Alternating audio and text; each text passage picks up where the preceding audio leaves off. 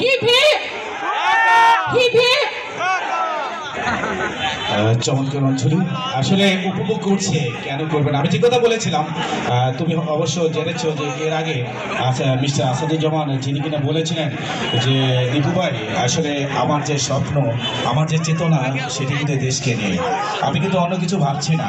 এখানে কিন্তু তুমি জানো যে গত লাস্ট যে ইভেন্ট, সেখানে কিন্তু তিনি সেখানে অনকরের মতো খরচ করে একটি ইন্টারন্যাশনাল নেশনস নেপাল বাংলাদেশ, হ্যাঁ, খুব দারুণ একটা টুর্নামেন্ট হয়েছিল। বক্সিং তো বাংলাদেশের নাম্বার 1 গেম হয়ে যাবে। মানুষ যে পরিমাণে ভালোবাসা দিচ্ছে বক্সিংকে, তো বেশি দিন না যে বাংলাদেশের 1 নাম্বার গেম হবে বক্সিং। বক্সিংকে বাংলাদেশের মানুষ জানতে পারছে আমাদের এমডি আসাদুজ্জামানের কল্যাণে। উনি আমাদের স্বপ্নের ধারক, উনি আমাদের শিক্ষক। উনি বাংলাদেশকে এত সুন্দর একটি গেমের সাথে পরিচয় করিয়েছে। ওনাকে অনেক অনেক ধন্যবাদ। বাংলাদেশের মানুষ তার কাছে চিরঋণী থাকবে।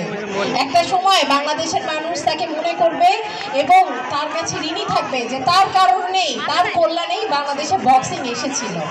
আসলে কি যে তিনি স্বপ্ন দেখছেন, তিনি সবসময় বলে থাকেন চলো হচ্ছে মনে হচ্ছে এই মুহূর্তে কাউন্টার অ্যাটাক হচ্ছে। বক্সার যারা আছেন অমিত এবং সাথে সৌরভ, ছেড়ে কথা বলছেন না, আঘাত করে যাচ্ছেন।